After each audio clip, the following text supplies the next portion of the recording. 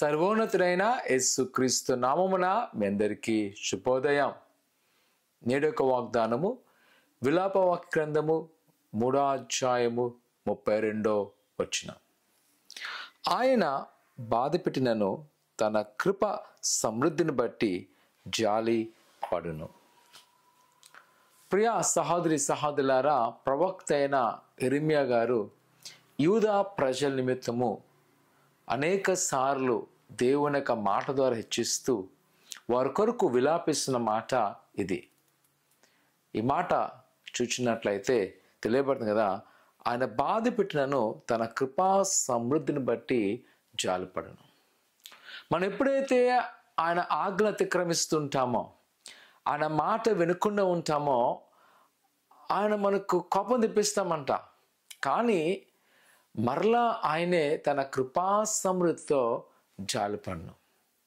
నేను నా జీవితంలో అనేకమైన అనుభవాలు నేను చెప్పగలను. ఆయన ఎంతో మేలు నా పట్ల చేస్తున్నాడు. ఆయన ఎంతో కృప నా పట్ల చెప్పినాడు. కొన్నిసార్లు ఆయన ఆజ్ఞ అతిక్రమించినప్పుడు, ఒకవేళ ఆయన కోపాన్ని రేపినప్పుడు ఆపద రావచ్చు, కానీ ఆపద నన్ను ఎన్నడూ కూడా వెళ్ళలేదు, ఆయన దాటి వెళ్ళలేదు. ఎందుకంటే ఆయన కృపా సమృద్ధి వలన చివరి క్షణంలో ఆయన జాలిపడినవాడు.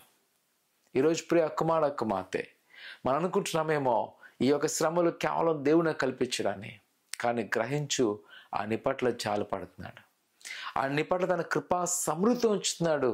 తన ఆశ ఒకటే, నా కుమారుడు నా కుమార్తె తిరిగి నా ఎద్దుకు రావాలి.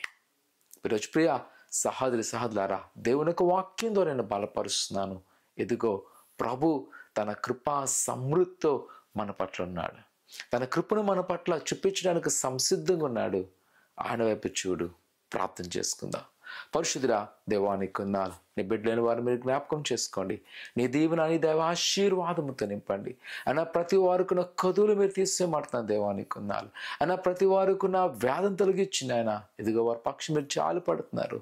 అయినా వారి పట్ల మీరు చేసిన కార్యాలు నెరవేర్చబడుతున్నాను దేవా, నీ కొందాలు.